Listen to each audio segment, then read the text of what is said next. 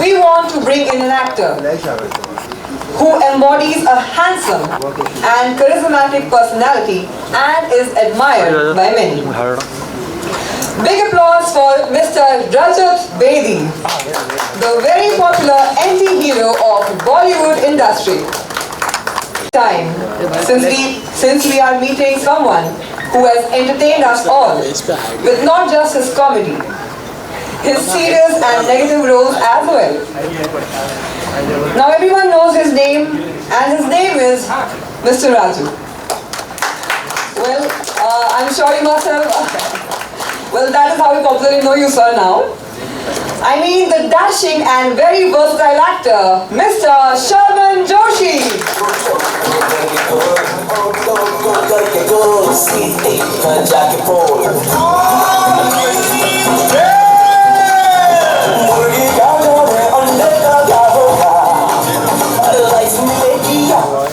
You're all making a very magnificent frame here for me, sir. Wonderful. And now to join in the frame, may I please welcome the most sought after casting director of Bollywood industry, Mr. Shahid Hassan.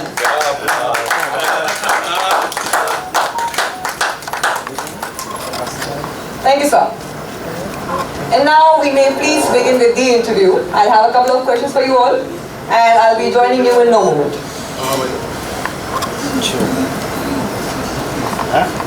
Welcome, sir. बस stay frame में बड़ा बस छोड़ो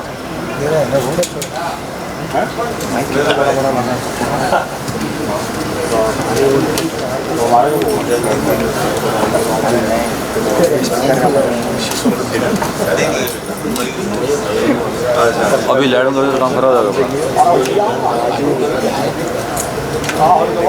speaker में कैसा आवाज आएगा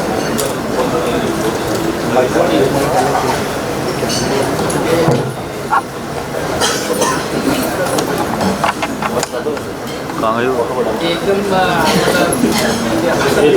चलो भाई किधर गई किधर गई चलिए घुमाएगा अभी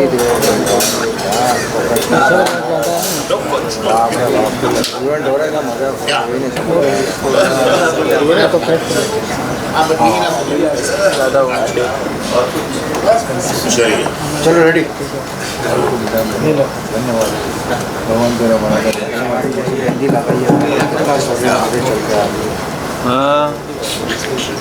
So I have a couple of questions for all of you on my phone. And my first question is for you, sir. Anis sir, you're making the third installment of Kodule. Yeah. So इस बार भी मंजुलिका की आत्मा को शांति मिलेगी या वो आमी जी तो मार गाती रहेगी? बिल्कुल देखिए, अगर उनकी आत्मा को शांति मिलेगी तो बाकी बहुत से लोग शांत होंगे। और अभी ये तुम्हारा सॉन्ग है, अगर वो नहीं होगा तो मुझे लगता है बहुत लोगों को डिससेटिस्फेक्शन होगा कि इसलिए कि जो गाना है वो इतना आइकॉनिक गाना है और इस फिल्म के साथ इस तरह से जुड़ा हुआ है कि वो एक जिस्म है और एक रूह है, ऐसा है। तो मुझे लगता है कि ये दोनों चीज़ें जो हैं, ये गाना भी रहेगा और वो अशांत भी रहेगी। Wow, क्या बात है sir. And my next question will be for you, sir, Mr. Sharmendra, sir. Three Idiots का जो राजू का कैरेक्टर है, आज उस पे इतनी मीम्स बन रहे हैं. So कभी आपने सोचा था कि उस कैरेक्टर को इतना प्यार मिलेगा and people will love him so much? नहीं, अब ये तो सोच नहीं सकते हैं, लेकिन हमें ये ज़रूर पता था कि एक बहुत ही बेहतरीन कहानी पे हमें काम करने का मौका मिला है और इस फिल्म को प्यार मिलेगा ये भी हम सबको यकीन था, लेकिन किस लेवल तक प्यार मिलेगा ये किसी को पता नहीं था। और फिल्म को तो प्यार मिला, मेरे कैरेक्टर को भी जैसे आपने कहा बहुत प्यार मिला, तो शुक्रगुजार हूँ ऊपर वाले जी। और इस कैरेक्टर का क्या असर हुआ आपकी लाइफ पे? मेरी लाइफ पे it's become my identity. Like you introduced me as Raju, I thought that was the time for me to enter. Then you said no further introduction, and so it's become that it's synonymous now with me. Three Idiots is one such film. I think it's possibly the Sholay of our times. You know, one of those very special films films that comes in this decade or two. Yeah. So yeah, honored to be a part of it. Wonderful, sir. Thank you very much. And now Rajat sir. So हमने बहुत सुना है कि पहले movies में hero से ज़्यादा आपकी डिमांड हुआ करती थी. You're one of the most popular anti-heroes of your time, and not just your time. In fact, still when I look at you, I can tell कि sir अभी कास्ट करना चाहिए सर का. So how do you say Bollywood is different than it was before today? For an anti-hero, especially. पहले भी same था, आज भी सेम ही. नहीं, आप तो सर सेम ही है, आप बदल नहीं लग रहे. कुछ बदला नहीं, ना मैं बदला हूँ, ना वक्त बदला है, ना इंडस्ट्री बदली है. वो वक्त भी सेम था, ये वक्त भी सेम है. तो मैं कहूँगा कि डेफिनेटली OTT के आने से बहुत बदलाव आया है. बहुत मौके मिले जा रहे हैं बड़े, और बहुत सारे नए कलाकार आ रहे हैं. I'm so happy that industry में हर technicians, from technicians to actors to the financial world also, everyone's getting an opportunity to be a part of the industry, Bollywood industry. Growth बहुत हुई है, और I would say कि audience को अलग-अलग content देखने का मौका मिल रहा है. Now they are understanding much better, they're getting to see better content. एक वक्त तो ऐसा भी था कि सब OTT पे ही देख रहे थे, थिएटर में कोई जा नहीं रहा था.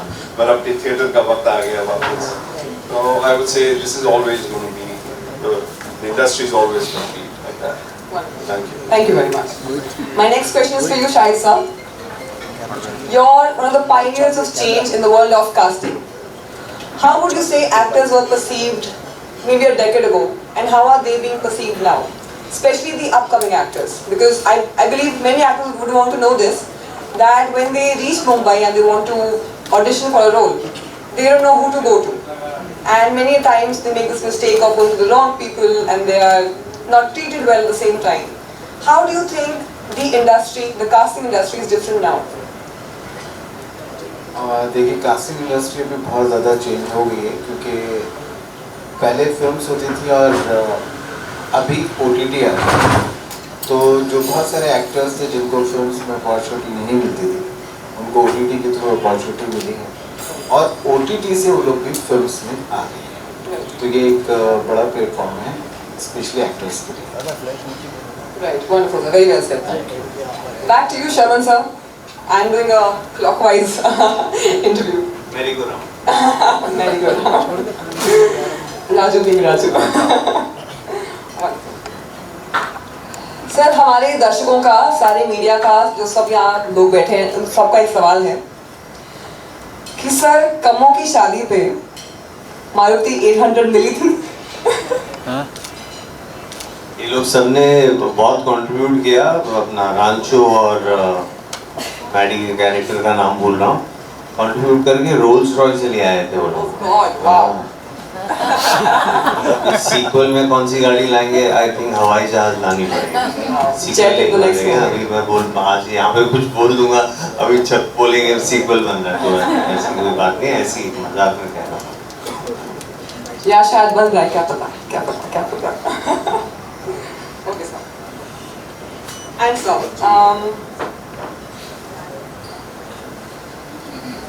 this is the first time in your illustrious career of being a Bollywood director that you're venturing into something like Visa Board. You're backing it up with all your might, all your energy, all your efforts. What is one quality of Visa Board that is making you step out of your comfort zone and want to give it your all? What is one thing that makes you believe in it so much? Actually, I'm from Gujarat, and luckily Mr. Hiren Thakkar and Pranam हमारे जो भाई हैं वो भी सब गुजरात से हैं. हमेशा से मेरा इंटरेस्ट रहा है मैं कुछ और थोड़े से चीज़ों में भी इन्वॉल्व रहूँ. और ऐसा नहीं है कि visa board is the first company जहाँ पर मुझे, इसके पहले कई लोगों के साथ मैंने जुड़ने की कोशिश की, लेकिन कहीं ना कहीं मुझे उतनी सेटिस्फैक्शन नहीं हुई थी. और जो लास्ट जो लोगों से मेरी मुलाकात हुई और 3-4 दिन मैंने अहमदाबाद में गुजारे इनके ऑफिस में, इनके घर पर, तो आफ्टर मीटिंग विद प्रणब भाई एंड ठाकुर भाई, उनकी कंपनी को जो विजन था और जो मिशन था, वो जो सब समझने के बाद मुझे लगा कि इस कंपनी के साथ जुड़ना चाहिए। एंड बहुत कम बार ऐसा होता है कि बहुत कम वक्त में आपको इतना विश्वास बन जाता है। चूँकि मैं गुजरात से हूँ तो मेरे बहुत सारे दोस्त वहाँ हैं, और जब मैंने जहाँ जिक्र इनके बारे में किया और वीज़ा बोर्ड के बारे में किया तो मुझे बहुत अच्छी बातें सुनने के लिए मिली। और मैंने कहा कि यार इस कंपनी के साथ जुड़ना चाहिए और इसकी तरक्की के लिए जो भी हम कर सकें, इसलिए मुझे लगता है इसका फ्यूचर बहुत ब्राइट है। Thank you very much, sir. Very well said, sir. And now, Rajat sir, what would you like to say about Visa Board? First, I would like to congratulate the principals. Sir, congratulations for coming up with this unique idea, which is supported by AI, I believe, artificial intelligence. जो सही कहते हैं वो घंटों का काम मिनटों में.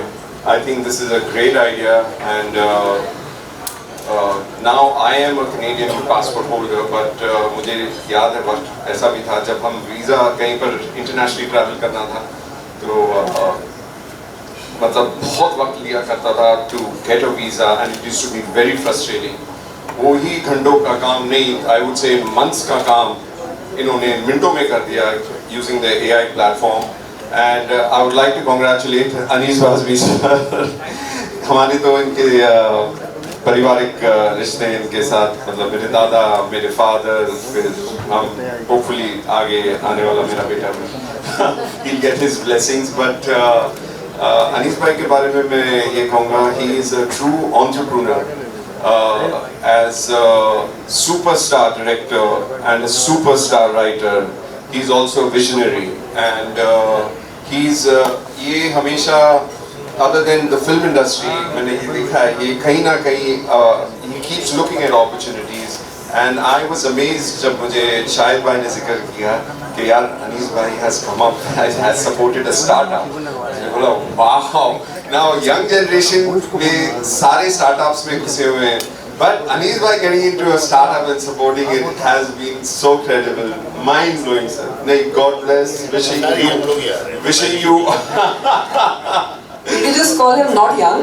No, I'm telling you, no, you sit with him, he can only make you laugh। वो तो पर्दे पे दिखाई देता ही है। Age is not the criteria, but he's completely young, and he's a child at heart। Child at heart, but with the experience of huge director। Oh my God! No, you have to see his office, and you have to see all the films, जितनी फिल्में इन्होंने लिखी हैं, direct की हैं, मतलब एक library है वहाँ पर। ऑफिस जाकर सारी फिल्मों के फोटोग्राफ्स अगर आप देखोगे आप बहुत खुश होंगे। But yes, my heartfelt wishes to Anis bhai, you, God bless you। I hope Visa Board makes history in the tourism industry and helps the community, and also your other partners। Congratulations sir, job well done। I think it's a great thing you all have invented, and God bless you all। Thank you so much। Thank you very much, sir. Thank you। My next question will be to you, sir। You know it's a merry-go-round, right? What are your views on Visa Board and on Anis's participation and support to Visa Board? देखिए, visa board पे क्योंकि अनीस भाई आ गए हैं तो जो चीज़ चल रही है वो बहुत फास्ट चलेगी, और अनीस भाई का सपोर्ट है तो मिस्टर हिरेन ठाकुर जी और प्रणब जी को भी इससे बेनिफिट मिलेगा। मुझे लगता है कि वीज़ा बोर्ड जो है बहुत कुछ आगे करने वाला है, अभी तो कर ही रहा है, लेकिन मुझे लगता है कि आने वाले दिनों में और भी बहुत तेज़ी के साथ में करेगा। सो मैं कॉन्ग्रेचुलेट करना चाहता हूँ अनीस सर को और बाकी। Thank you very much for your kind words। Now, Shaman sir, your turn again। What is your point of view on Visa Board, and how do you think Visa Board is relevant in today's world? So Anis bhai, man with the golden touch, if he's identified the potential of Visa Board, we can be all rest assured that there will be a service which will be very noteworthy। I don't know the technical aspects of it, but Anis bhai has briefly told me, and it seems और हमारे जो हिरेन ठाकुर हैं उन्होंने बताया, और अगर इनको इस वीज़ा बोर्ड के बारे में बात करनी और नॉन स्टॉप बात करनी, तो मुझे लगता है ये can speak for 24 hours without stopping. इतना इन्होंने काम किया। जब लोग इतना बात कर सकते हैं तो उसके लिए काम और जो मेहनत है, तो इन्होंने इतना कुछ बताया है। एंड आई एम श्योर कि सारे लोगों को वीज़ा बोर्ड के बारे में सब पता ऑलरेडी लग चुका है। नहीं तो हिरेन भाई और गैंग को मैं ऑफ कोर्स कांग्रेचुलेट करने ही वाला था, बट आई एम सेइंग एक इंस्टिंक्ट होता है किसी का, जो अनीस भाई का instinct we all know has been absolutely fabulous, and Hiren भाई and team all of you all must have done a wonderful job, I am sure, and I wish them the very best. Yeah. Thank you very much, sir. Thank you. A couple more questions. One each. One each works? Wonderful. So because you're the... He said one. So because you're one of the most respected and most capable directors of our time, how can we use your direction at Visa Board? How is Visa Board going to benefit from your direction? और normally मैं actors को बताता हूँ क्या करना है, कैसे करना है, क्या लिखना है, क्या मैं डायरेक्ट करता हूँ। यहाँ पर एक दोस्ती है हिरेन भाई प्रणव भाई से एंड एक विश्वास है, तो मैं जहाँ पर वहाँ पर मैं एज एन एक्टर हूँ, ये हैं डायरेक्टर्स, ये जिस डायरेक्शन में चलने के लिए कहेंगे मैं चलूँगा। And That is something new. So we are seeing Anis sir as an actor now. Because क्या है कि जो फिल्म जो बनाते हैं तो सबको कुछ ना कुछ हर चीज़ मालूम होती है फिल्म की, जो थोड़ा 2% ज़्यादा जानता है वीज़ा डायरेक्टर। और इस फिल्म के लिए इसका नाम है वीज़ा बोर्ड, जो डायरेक्टर हैं वो मुझसे बहुत ज़्यादा जानते हैं, तो I should follow him. Wonderful, sir. Thank you very much, sir. Thank you everybody for your time and such insightful interview.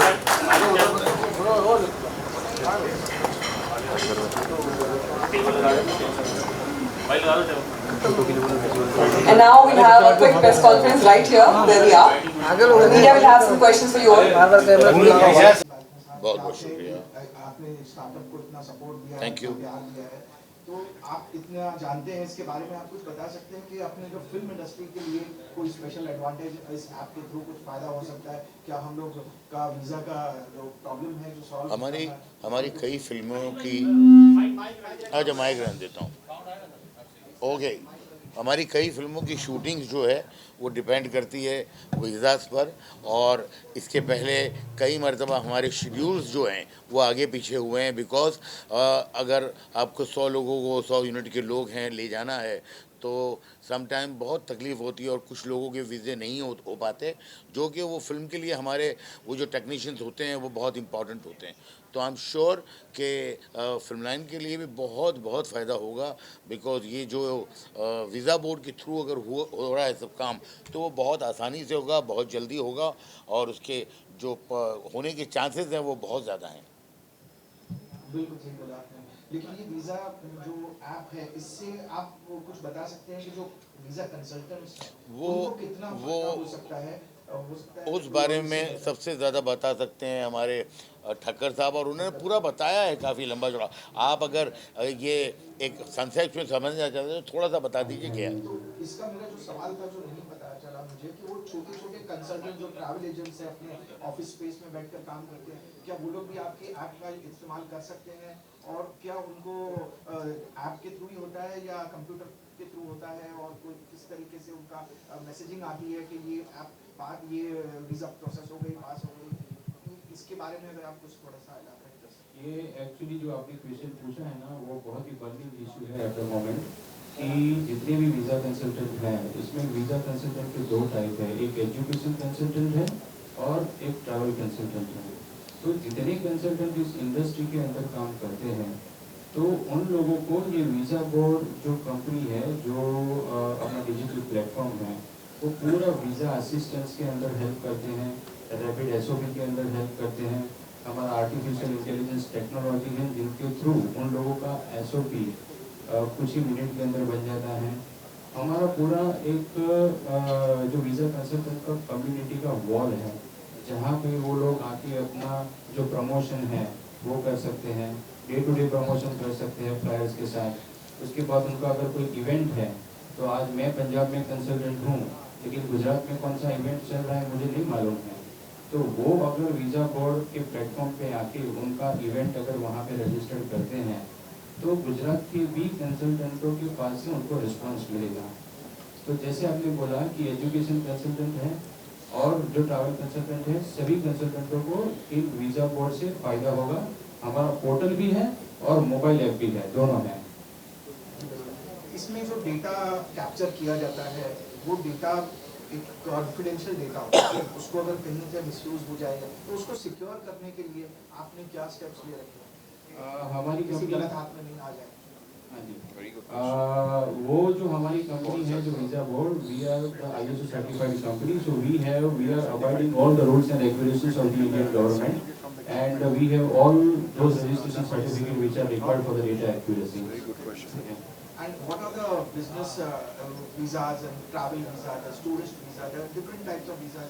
So how does AI use their intelligence to make it easier for the people to apply the visa in the right sector? उसके बारे में कुछ बता। Right, अभी जो visa के लिए जो लोग अप्लाई करते हैं, जैसे स्टूडेंट वीज़ा होता है, विजिटर वीज़ा होता है, then there is a super visa, then there is scan plus visa, then there is student dependent visa, then there is dependent visa। तो ये जो सारी कैटेगरीज हैं जो कि हमारे वीज़ा बोर्ड पोर्टल के ऊपर अवेलेबल है, जिनके अंदर हम असिस्टेंस दे रहे हैं और with the help of technology they will be able to seamless their entire process. Mister Gopalani, एक आपके लिए क्वेश्चन के ये वीजा बोर्ड के ऐप से नहीं, इसकी जरूरत नहीं। रेवेन्यू कैसे बढ़ सकती है ट्रैवल एजेंट की, उनके लिए क्या बेनिफिट्स आ सकते हैं, उनका कुछ बेनिफिट्स क्या बेनिफिट्स हो सकते हैं? It's a very good question. First of all, actually, see, I will express my very good thanks for you people. आप लोग सब यहाँ आज इस इवेंट को जो है आप इकट्ठे हुए हैं और जो खास करके जो इस वक्त इंडस्ट्री का वीज़ा कंसल्टेंट का जो बर्निंग इश्यूज हैं जिसके ऊपर हम बात कर रहे हैं, तो रेवेन्यू सबसे बड़ा एक इशू रहता है। कोई भी आदमी जो है वो पैसा कमाने के लिए काम करता है। तो हमारा जो मेरा खुद का 30 साल का एक्सपीरियंस है इस इंडस्ट्री का, और इंडस्ट्री जो है अभी ड्रास्टिकली चेंज हो चुकी है। आप जब देखेंगे, मैं आपको एक एग्जांपल देता हूँ, जब आपने शुरुआत में मोबाइल देखा था तो मोटरोला का इतना बड़ा मोबाइल आता था, अभी जाके आप देखेंगे तो मोबाइल हाथ में आ गया। तो वो चीज़ जो है हर इंडस्ट्री में हुई है, जो चेंजेस हुई है टेक्निकली हर इंडस्ट्री में हुई है। तो इस इंडस्ट्री का जो बर्निंग इशू था, आज मैं देखता हूँ इंडिया के अंदर इतने सारे कंसल्टेंट हैं, एवरी नुक एंड कॉर्नर हर आदमी बैठा हुआ है। उसके पास नॉलेज है या नहीं अलग बात है, इंडस्ट्री का नॉलेज है कि नहीं, लेकिन वो दुकान खोल के बैठा है। तो दुकान खोल के बैठा है तो वो 2 आदमी रखेगा, कहीं ना कहीं उसको तो दिखाना तो है ना, 2 आदमी लेके बैठेगा, वो आएगा। तो होता क्या है कि मान लो कि कोई केस आया, अब उसे वो केस के बारे में मालूम नहीं है तो टाइम लग जाता है, उसकी वजह से उसका जो नाम है वो ख़राब होता है। हमने क्या सोचा कि इकोनॉमी तो कंटिन्यू करनी है, तो हमने हर आदमी का सॉल्यूशन ऐसा किया कि हमने कम्युनिटी प्लेटफॉर्म बनाया। इस पर जो हमारा वीज़ा बोर्ड है उस पर हमने कम्युनिटी प्लेटफॉर्म बनाया है, जिसका रजिस्ट्रेशन टोटल फ्री है, 1 रुपया भी हम रजिस्ट्रेशन का नहीं लेते हैं। अभी मान लो कि एक आदमी यूके के लिए वो अपना जो है एडमिशन का कर रहा है या ट्रेवल का कर रहा है, दूसरा आदमी जो है वो जर्मन के लिए कर रहा है। अब यूके वाले को जर्मन का मालूम नहीं है कि क्या करना है, तो कम्युनिटी में जब वो अपने फ्लायर्स डालते हैं कि मैं यूके का करता हूँ, मैं जर्मन का करता हूँ, इस तरह से उनको एक तो एक्सपोजर मिल गया रेवेन्यू का। आदमी जो जर्मन का करता है यूके भी कर सकता है, ऑस्ट्रेलिया भी कर सकता है, कनाडा भी कर सकता है।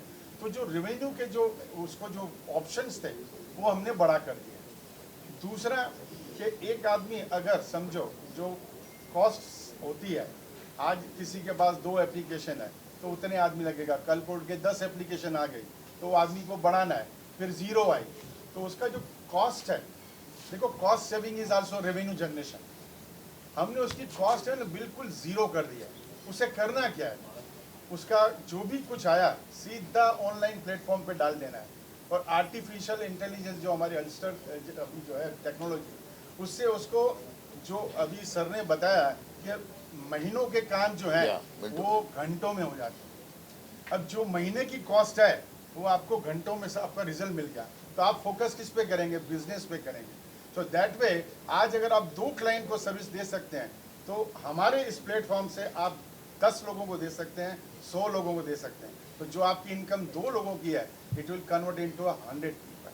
So that is the way of generating and enhancing the revenue. क्या बात, वेरी गुड। बहुत ही वेरी वेल एक्सप्लेन। पीछे आपकी बहुत मेहनत दिखाई दे रही है, मैंने अभी आप खोल के देखा तो उसके अंदर जो दिखाई दे रहा है उसमें बहुत मेहनत की है आपकी। आपने बहुत सारी रिसर्च की होगी, बहुत सारे आपको चैलेंजेस आए होंगे, उसके बारे में अगर आप कुछ बताएं और कुछ सक्सेस स्टोरीज के बारे में अगर सर हमने जो है ना, हम खुद जो है इस इंडस्ट्री में एज अ एजेंट कंसल्टेंट है। हमारी खुद की अपनी एक कंसल्टेंसी है सुप्रीम इंटरनेशनल के नाम से, जहाँ पे हम लोग स्टूडेंट की वीज़ा करते हैं, अलग अलग जो है हम उसके ऊपर काम करते हैं। तो ये हमारा खुद का पेन था। पिछले 17 साल से हम काम कर रहे हैं और 17 सालों में हमने देखा कि होता क्या है, ये एक ह्यूमन जो है वीकनेस है। कोई भी आदमी जब कंपनी में 4 साल या 3-4 साल जूना हो जाता है ना, उसको क्या लगता है कि कंपनी मेरे बगैर चल ही नहीं सकती। उसका एक ये ह्यूमन टेंडेंसी है। तो वो क्या होता है कि जब हमारा काम बढ़ता है, हम उसको बोलते हैं कि भाई ये अभी काम आपको करना है, वो आके क्या बोलता है, सर मेरा तो सैलरी बढ़ा दो, नहीं तो मैं कल से नहीं आने वाला। That's a big issue. और वो इतना हेडेक था कि मुझे जो बिजनेस करना था कि भाई मुझे साल का टारगेट था कि 200 स्टूडेंट करने हैं, मैं 50 नहीं कर सकता था। क्यों कि सुबह आ जावे, मैं सर कल से नहीं आ रहा हूँ, मेरी सैलरी बढ़ा दो, मेरी तो मदर बीमार हो गई, मेरा ये हो गया। So this was the human problems, labour का इतना इशू था। और उस दिन हमने सोचा, हिरन और हम बैठे और हमने कहा कि हिरन, इस इंडस्ट्री में अगर हमें आगे जाना है तो ये जो ह्यूमन हिंड्रेंसेस है ना, इसको ऑटो में कन्वर्ट करो। तू कल से क्यों, आज से अभी चला जा। This is the solution I have made. अभी हमें कोई ऑफिस में बोलता है ना, सर कल से नहीं आऊंगा, वो डर हो गया उनको कि अब तो मुझे आना ही है। अभी मैं आपको कल का एक केस बताता हूँ। कल एक एम्प्लॉय ने आके हमको बोला कि मेरे को तो ये चाहिए। अरे भाई तेरे को नहीं देने का, चली जा। फिर शाम को आके रोने लगी। हाँ मतलब कोई भी था, शाम को आके रोने लगे। हमने कहा कि भाई तुम्हारा रोना धोना देखें कि हम अपना बिजनेस देखें, तुम्हारी जगह अपनी सही है, हम आपको सब फैसिलिटी देते हैं। See we are ready to facilitate you on all the manner, but business का मालिक मैं हूँ और आप अभी कैसा मालूम है, जैसे अभी मेड सर्वेंट होती है ना, अगर आपके यहाँ मेड नहीं आई तो खत्म, पूरा घर मेड हो जाएगा। इसमें अगर आपके पास एम्प्लॉय ने ये कर दिया ना, वो सॉल्यूशन मैंने वीज़ा बोर्ड से लिया। हमने 3 साल इसके ऊपर मेहनत की। हम कम से कम 50 IT लोगों को मिले, हमारे प्रॉब्लम सॉल्व करते। देखो मार्केट में आने से पहले हमें बहुत कुछ रिसर्च करना पड़ता है, बहुत सारी चैलेंजेस को एक्सेप्ट करना पड़ता है। सो दिस वे हिरन और मैंने दोनों ने बैठ के बहुत रिसर्च किया। डे बाय डे हम जो है उस पर काम करते गए। हम अपना बिजनेस भी करते थे, ये भी करते थे। और इस तरह से आज ऊपर वाले की दुआ से, बज़मी साहब के सपोर्ट से, आप लोगों की जो है दुआएं हैं, आज हम इस लेवल पे पहुंचे हैं। और मैं आपको बताता हूँ, ये इंडिया का पहला ऑनलाइन प्लेटफॉर्म है। We are the first company. और इसके अंदर एक और मैं आपको बताऊँ, हमारा सबसे जो ट्रांसपेरेंसी का मामला है, उस ट्रांसपेरेंसी के लिए हमने क्या किया मालूम है, किसी को अगर इसके अंदर का अलग अलग सिस्टम है, हमने यहाँ तक बोल दिया कि किसी को अगर हमारी सर्विस समझ में नहीं आई ना, तो we are ready to return their money, पैसा हम वापस दे रहे हैं। तो this is the kind of transparency we have in this system. क्या बात। हेलो अनीस भाई, नरेंद्र गुप्ता। हाँ सर आप फिल्म इंडस्ट्री से जुड़े हैं और अक्सर मेकर्स फॉरेन में जाके शूटिंग करना पसंद करते हैं, और जैसे आपने स्वीकार किया कि उनको वीज़ा में बहुत सारी तकलीफें आती हैं, तो आप ये ऐप वीज़ा बोर्ड को फिल्म इंडस्ट्री तक कैसे पहुँचाएंगे कि उनको ज़्यादा से ज़्यादा बेनिफिट मिले? देखिए, मैं यहाँ हूँ तो सबसे पहले शुरुआत मैं अपने घर से करूँगा। जो भी मेरी नेक्स्ट शेड्यूल शूटिंग अगर बाहर होगी तो सबसे पहले मैं उन्हें ये कहने वाला हूँ कि भाई यहाँ से देखिए आप। और जब उन्हें मालूम पड़ेगा कि ये काम जो इतना मुश्किल था और इतनी आसानी से होता है, तो आई एम श्योर कि ये धीरे धीरे बात फैलेगी। एंड कोई भी जल्दी नहीं है हमें, इसलिए कि बहुत सोचकर, बहुत समझकर, बहुत मेहनत करके यहाँ तक ये कंपनी पहुँची है। तो इसके आगे भी जो है बहुत सोच के, समझ कर, बहुत इसका अच्छा फ्यूचर करना है। तो वो मुझे लगता है कि अगर हम ठीक से काम करें तो अपने आप ही हो जाएगा। सर क्या ये फॉरेन में जो ट्रैवल एजेंट्स हैं और वो लोग भी आपकी ऐप यूज कर सकते हैं और उनके कंट्रीज के लिए कुछ फ्यूचर हमारा ग्लोबलाइजेशन है। जो हमारे प्रणव भाई हैं, वो प्रणव भाई का मेन काम ही है ग्लोबलाइजेशन। हम इनके विज़न से ही आगे आए हैं। हमारे जो प्रणव भाई हैं, सबसे पहले इन्होंने ये विज़न देखा था कि इस इंडस्ट्री को हमें ग्लोबलाइजेशन करना है। अभी हमने इंडिया लेवल से शुरू किया है। देखो, जब ग्लोबलाइजेशन की बात करते हैं तो वहाँ पे रेवेन्यू के बहुत इशू आते हैं, क्योंकि वो पेमेंट डॉलर में आएगी, तो फॉरेन रेगुलेशंस होते हैं, उसको हमें ओवरकम करना पड़ेगा। कल को ऐसा नहीं कि हम इंडस्ट्री चलाते जा रहे और कहीं और जगह पे चले जा रहे, वो हमें नहीं करना है। तो हम हर चीज़ के लिए, जैसे अभी फॉरेक्स का जो है, उसके लिए हमारे कंसल्टेंट हैं, हम उनके साथ बात करते हैं कि उसको कैसे सॉल्व करें। तो हर मैटर पे हम काम कर रहे हैं और हमें पूरा यकीन है कि आने वाले कुछ दिनों में, मतलब मैं समझता हूँ 1 आध साल जो है ये हमें लगेगा, लेकिन we are going to be a globalization. ये हमारा पूरा विजन क्लियर है। कुछ एंसर टेक्नोलॉजी या कुछ और टेक्नोलॉजी जो इसके बैकएंड में काम कर रही है, उसके बारे में अगर आप कुछ बता सकें। जो अल्स्टर टेक्नोलॉजी है वो एक जनरेटिव एआई टेक्नोलॉजी है, ठीक है। वो माइक है ना, आप जस्ट के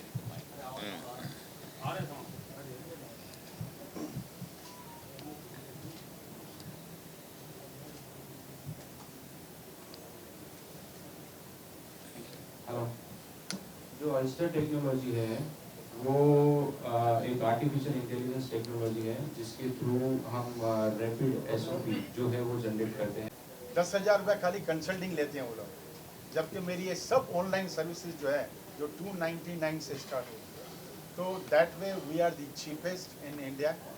अभी ये एक्चुअली क्या, जो वीज़ा कंसल्टेंट हैं, जब वो देखेंगे और जो सर्विस को वो देखेंगे कि ये 29, मैं आपको बताता हूँ, एक आदमी को, एक लड़का रखने के लिए आज की तारीख में कहीं पे भी रखोगे 20,000 से कम कुछ नहीं आता है, और वो 20,000 रुपये के अंदर उसको अगर 2-20 मतलब एडमिशन या स्टूडेंट का कुछ काम नहीं आया तो उसका तो खर्चा भी निकलना मुश्किल है। अभी क्या करना है उसको मालूम है? कुछ करना नहीं है, उसको कांटेक्ट लेना है। तेरे को क्या करना है भाई? कनाडा जाना है, तेरे को क्या करने का है? वीज़ा चाहिए, तेरे को विजिटर वीज़ा चाहिए। उसको उठा के उसका जितना डॉक्यूमेंट्स वगैरह जो भी कुछ है वो हमारे अल्स्टर उस पर डाल देने का है, और हम उसको जनरेट करके देने वाले हैं। यानी आज वो आदमी अगर दिन का 15 से 20 आदमियों को भी कांटेक्ट करके हमें देता है तो वैसे ही वो पैसा कमा लेता है।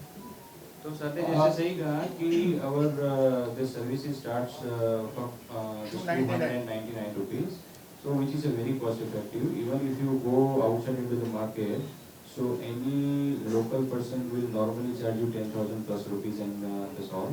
So we का मैं विजन बोर्ड, अनीस भाई, इन सब के सपोर्ट में आया हूँ। मेरी इन्फॉर्मेशन और नॉलेज इस ऐप को लेकर लिमिटेड है, बट ज़ाहिर है सभी बातें कर रहे हैं तो बहुत ही एक विजनरी थॉट है और बहुत हेल्प करेगा सारे कंसल्टेंट्स और even the mainly the consumers. So yes. My question to maybe Anis or someone can answer. If a layman who does not know how to operate the app, even I don't know much. right. There is a residential. This is B2B. Just explain Office B2B. address is in Ahmedabad. It is, yeah, it is on our website. Yeah, it is listed. Yeah. Sorry? It is the brochure ma'am which you are holding at the moment. Yeah.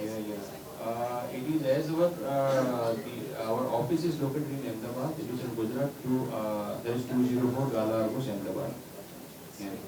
Yeah, okay. Thank you for the point to give to us. Next time we'll take care. Thank you. I think HEC website is mentioned. Yeah, already there is if you- digitally, morally we are promoting. For a layman. Yeah, it's okay. But, Yeah. ma'am, the another thing is about it is all B2B. So normally our presence is digital. So we are not focusfully want the people to come to our office. So that is why the address is not focused on the browser very digital basically. platform. So it's a B2B oriented kind of a thing. Thank you. Else, any other questions if anybody has? Thank you. बढ़िया लगा तो ये तो चलता है। हाँ हाँ। या।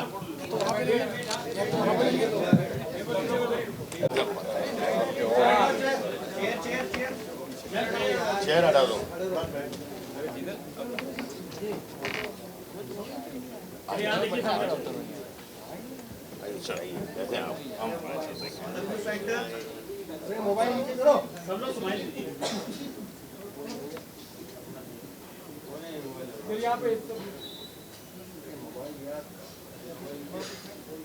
Let's do 3 cheers for Visa Board. Hip hip! Hooray! Hip hip! Hooray! Hip hip! Hooray! Yay! Let's go.